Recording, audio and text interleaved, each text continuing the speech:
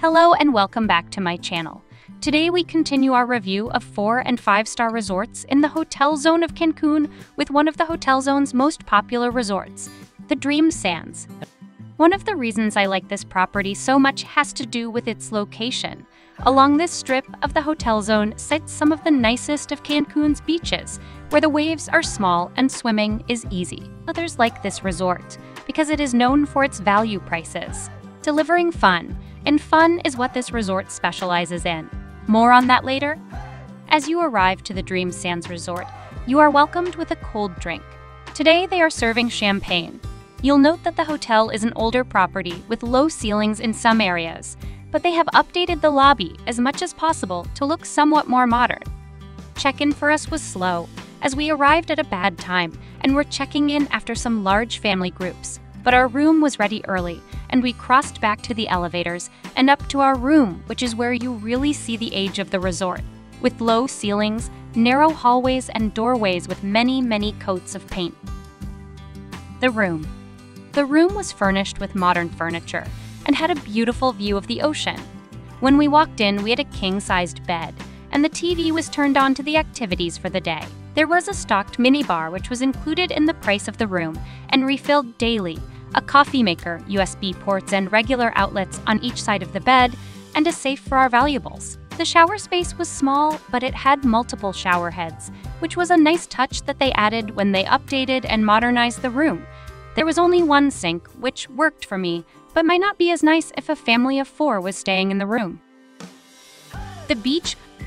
When I walked out onto the pool deck, I loved the way the grounds were so well landscaped. Walking past the pool decks right onto the beach to find open umbrellas and lounges midday was a delight. I hate resorts where the seating is sparse, but that is not the case here. The ocean was calm, with gentle waves, and not too crowded, as a lot of the guests were at the pools. The ocean is perfect for those that don't want to fight the waves getting in. As part of the included activities, you can take out a kayak or jump on the resort's catamaran, which is sailed by their captain. The pool area is where all the action at this resort takes place.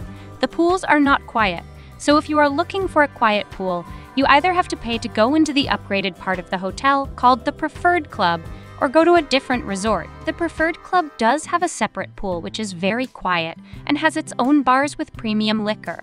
But in my opinion, people come to this resort because it serves up a lot of fun activities that can keep the whole family busy from morning to night. You will find the activities going on at the pool posted on your TV and in several places around the pool deck. While I was there, I saw an organized volleyball game in the pool, a game of trying to get someone to fall off a surfboard, and Mexican bingo. I was on my way over to see the giant Jenga game that was set up next to the jacuzzi when I got pulled into a tequila tasting. This is a very friendly resort, and I can imagine people who travel by themselves finding friends quickly here.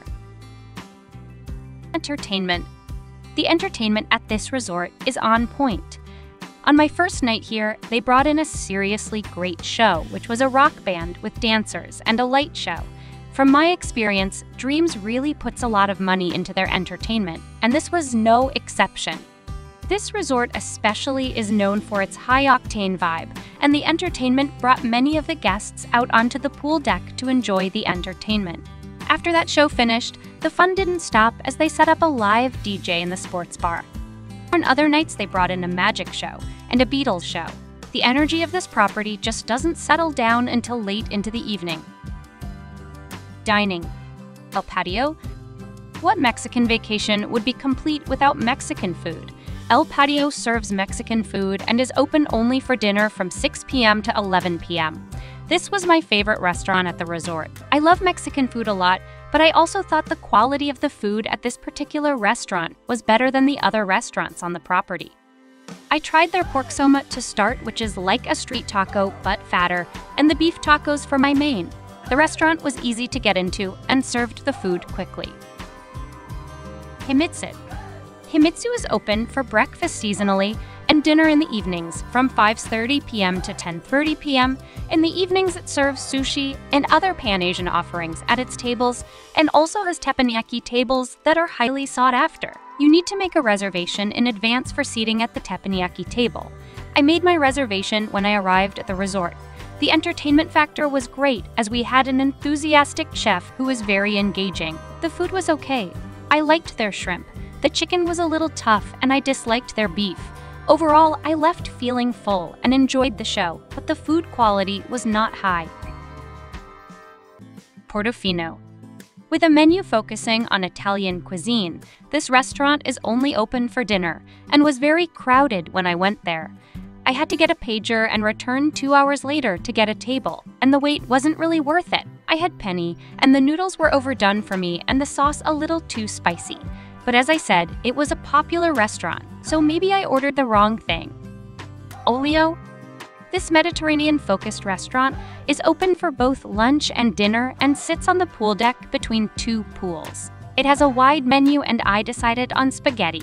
Although it tasted good, it was served cold, as if it had just come out of the refrigerator. I am cautious of eating food unless it is served hot, so I left my food on the table that day and finished my meal at the buffet. Gacho Grill. This is a steak restaurant serving dinners starting at 6 p.m. Like most steak restaurants at all-inclusives in Cancun, the steak at Gacho Grill wasn't very high quality. If you know that going in, then it won't surprise you that the beef is going to be a little on the tough side. Other than that, the food was good. I started with an empanada, which was really tasty, and then ate a tough steak. World Cafe. World Cafe is the buffet venue and serves breakfast, lunch, and dinner. The selection might seem small to you at this buffet if you have been to other buffets at all-inclusive resorts in Cancun. It is much smaller, but has all the main items people would be looking for at breakfast. I thought the lunch and dinner food was better than most of their dinner restaurants, and others must have agreed, as it had a lot of people eating there for lunch and dinner. They had a great cold salad bar, and they always had fresh fruit, and their Mexican food was delicious. I tried to stick to the food that was being served hot off the grill so that I got it fresh and hot, but some of the Mexican stews were too good to pass up and kept heated well. Coco Cafe. Coco Cafe is the property coffee shop where you can grab specialty coffees, pastries, and snacks. It is open 23 hours a day for your caffeine fix. It is closed only between 6 a.m. and 7 a.m. to restock and refresh their food offerings. The quality of the coffees there is great. I consider it equal to the coffee chains in the US that serve the same drink for over $5 each. The bars. Barracuda. This bar is beachside and serves up tropical drinks like the Riviera Maya and Pina Coladas. This seemed to be the most popular bar at the resort, as it was right next to the action happening on the pool deck. Halftime. This bar functions as a sports bar during the day, with the most popular games on their big screen monitors. In the evening, it turns into a late-night music lounge. Manatees.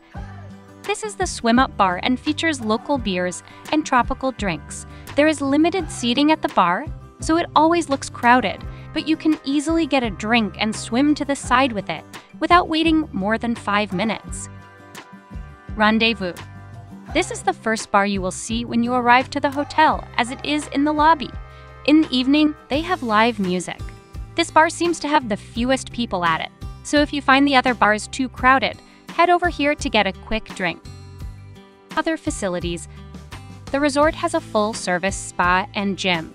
The gym had a good assortment of equipment, and it was clean and bright. I never saw too many people there, so there was never a wait for anything. The spa also seemed to be dead. I never saw anyone there. Probably everyone was having too much fun outside. So who is this resort for? I saw a lot of multi-generational families at the property, which makes sense, as there is something for everyone to do at the Dream Sands. I also think it's a great place for anyone who wants to stay busy all of the time. It is not for people who want a quiet, relaxing vacation, because this resort is teeming with people doing all the activities and enjoying themselves. It is also not for people who expect really good food. I paid $360 during summer for 2 people, which is not cheap, but is a lot less expensive than other resorts in the area. You can really get your value out of this resort if you join into all they have to offer to keep you occupied. And that wraps up my review of Dream Sands. Come back next week as I review another Hotel Zone resort